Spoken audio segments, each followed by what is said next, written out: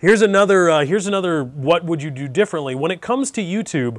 What's the one thing you'd change or redo if you could? Now,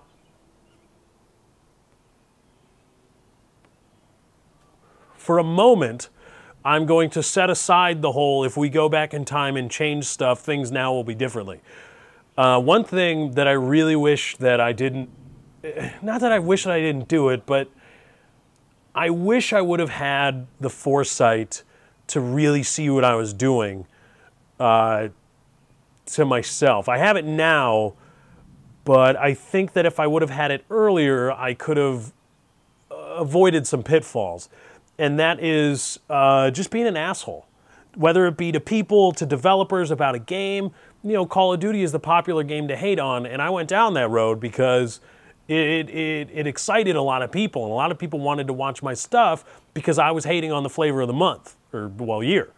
And while that was good in the short term, and that idea, that approach, not just hating on Call of Duty, but that approach of fuck this, fuck that, fuck everything, it probably, it hampered my growth for a while.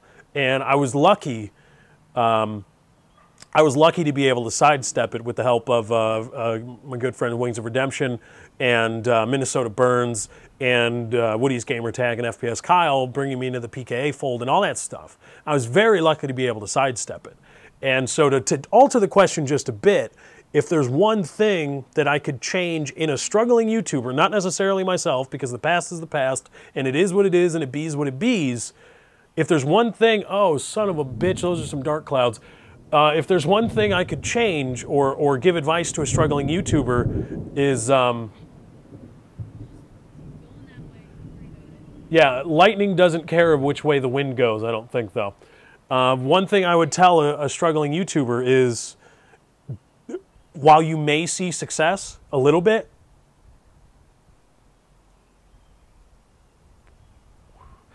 and while you may get attention from malcontents and ne'er-do-wells, while you may get short-term attention from that and from that group, it's gonna supremely handcuff your business. If you're serious about YouTube, about entertainment, about anything, that's probably more likely than not going to severely handcuff you for the future. Martin asks, is democracy the best system? And then he has to clarify, which I think might be bad, not in Civ 5, real world. Now, funny you say that, Martin, because the other night Katie was watching, what was it, with Mel Gibson? Braveheart on Netflix. And I came in to go to sleep, and it was the first big battle, right? Is that it? Anyway, it was a big battle scene. You know, Mel Gibson gives that was a lightning bolt, and he gives that big speech. And all I could think of, the only fucking thing I could think of, I was like, oh man, you know, the Scottish, right? It's Scottish, right? That was it. The Scots they've stacked barbarians, but the English, they've got pikemen and archers, and this might be a rough battle for the Scots. And I thought of it completely in terms of Civilization 5. Now, is democracy the best system? The answer is, what do you want to accomplish? Do you want do you want individual liberty to grow? Do you want to give perhaps everybody a chance to make the most of themselves and in return deal with probably a little bit more crime and just dastardly deeds and hurting of people? Then democracy and freedom and liberty are the way to go. If you want to be Star Trek, if you want to be in that world, democracy may not be the best. You may have to go someplace else. Socialism, some form of communism.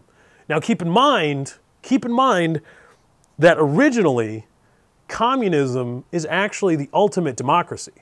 It is the ultimate democracy. If you read the Communist Manifesto, what you'll find is that at least in terms of legislation and the governance of the people, in a communist regime, pure communist regime, which good luck getting that off the ground, everybody has a vote on everything.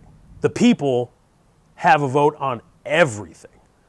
And it is the quote ultimate democracy, but the idea of a democratic republic is a little bit easier to get off the ground in terms of governance, because, you know, Joe Schmo, pipe fitter, does he really care about environmental budgeting? Does he really have something to say? And, you know, you got to have mob rule and all that stuff. So is democracy the best idea? It depends on what you want to do. It really does. Now, the storms are brewing, so it's probably time to wrap up this edition of the Cigar Q&A vlogs. I appreciate you, everybody, for joining and asking all your questions on Twitter. I'm going to try to get to more of it soon. And I know a lot of you guys like this stuff, so you want to hit the like button. That would greatly help me out. I greatly appreciate it. And hit the subscribe button. Plenty more of this stuff coming along the way. Be sure to check out The Lefty Show pretty much daily during the week. So head on over right here, youtube.com/LeftyOX daily. Check out The Lefty Show. I guarantee you, you will enjoy it or your money back. Not serious about the money back part.